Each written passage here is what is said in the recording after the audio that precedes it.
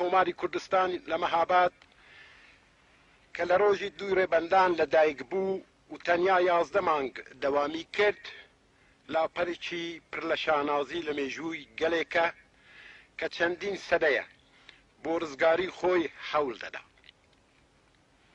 چونکە کار و کردەوەی ئەم کۆمارە وەریهێنانی ئامانج و ئاواتی چەندین پشت لە خەباتگێرانی شۆڕژێری کوردستان بوو.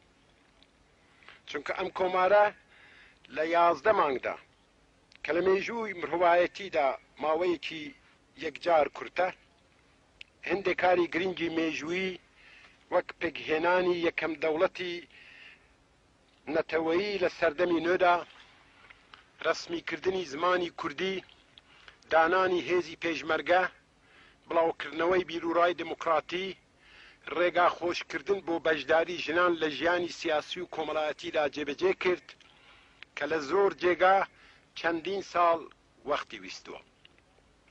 بۆیە دووی ڕێبەندان لە لای هەموو کوردێکی دموکرات و نیشتمانپەروەر خۆشەویستە و هەموو ساڵی خەڵکی کوردستان ئەم ڕۆژە پیرۆزە دەکەنە جێژن. جێژنی دوو ڕێبەندانی ئەم ساڵ لە کاتێکدا دەگرین کە رژیمی خومینی ڕۆژ نییە هەزاران گەنجی نیشتمانەکەمان لە مەیدانی شەرەکی بێسوود و بێمانادا بە کوشتن نەدا. سیاسەتی دژیگەلی و شەرخوازانەی رژیمی خومینی ئێرانی تووشی وێرانی و چۆرەوەری و بێسەر و سامانیەکی بێوێنە کردووە. هەلومەرجێکی ناسک و هەر لەو کاتەشدا پڕ لە ڕووداوی پێشبینی نەکراوە پێک هاتووە. بۆحرانی گشتی رژیم کە کۆماری ئیسلامی تووشی بنبەستی نظامی، ئابووری و سیاسی و کۆمەڵایەتی کردووە، ڕێگا بۆ ڕوخانی خۆش دەکات. ئێستا ئاسۆی ڕزگاری نیشتمانەکەمان لە هەموو کاتێک ڕوونترە. بۆیە لەم هەلومەرجە ناسکەدا دەبێت زۆر وریابین و خۆشمان بۆ هەموو ڕووداوێکی ئامادە بکەین.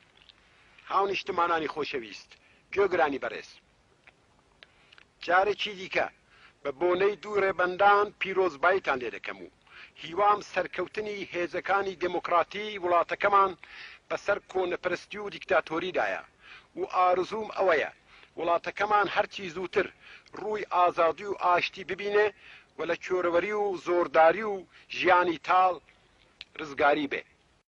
پیرۆزی پێشمەرگە بەغیرەتەوە بەزەرگە، حەدژی هێزی پێشمەرگە بەغیرەتەوە بەزەرگە، پێویست بە تەحریفێنێ دەزانێ مەگەر مەردە، ئیمان دەڵی پوڵایە وێنە شێر هاتڵینگە، خۆشەویستی میلەتە مەبارەکە و بەرگە، خۆشەویستی میلەتە مەبارەکە و بەرگە.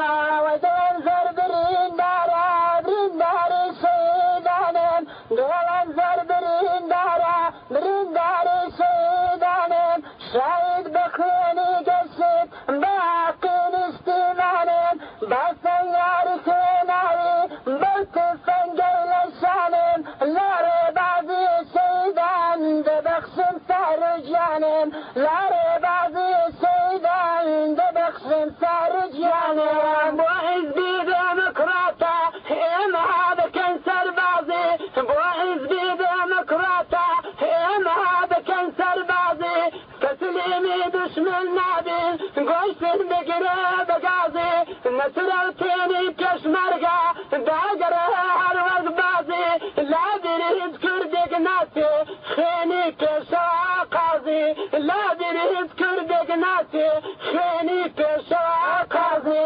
شاهد بوكس ناسك ياد دلعي بفرباريوا، شاهد بوكس ناسك ياد دلعي بفرباريوا، بخيني قشو أعرض داوي قولا غميوة، عالبشتي تانو بارين بخيني تانخشيوة، هزاران بار خشيق برجي رشان فوشيوة، هزاران بار دايق برجي رشان فوشيوة.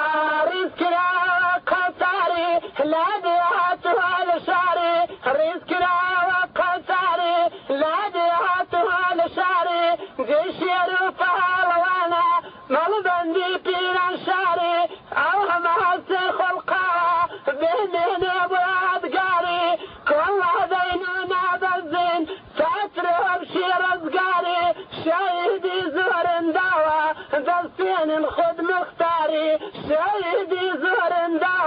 دەستێنین خود مختاری بەشانازیە وادڵێن پێشمەرگەی دێموکراتن بەشانازیە وادڵێن پێشمەرگەی دێموکراتن هاتم شۆڕێژ دەگێرن دەی پارێزم وڵاتن شاید ناوەی تەربەرزا و خۆم نێژوا لە ڕێگاتن شاید ناوەی تەربەرزا و ئەم نێژوا لە ڕێگاتن سێندەخۆم بە کوردستان بەرئەی پاچی شەهیدان سێندەخۆم بە کوردستان بەرئەی پاچی شەهیدان قەولی شەرفێم داوە ئەگەر هاتوومە مەیدان بادیر و باوەڕی خۆم ساکن کردووە لەشان دا بە هەمون تێکۆشی ڕزگاری بێ کوردستان دا بە هەمون تێکۆشی سەرکەوت و بێ کوردستان ئەی پێشمەرگەی دێموکرات سەرژیانم بێتیداد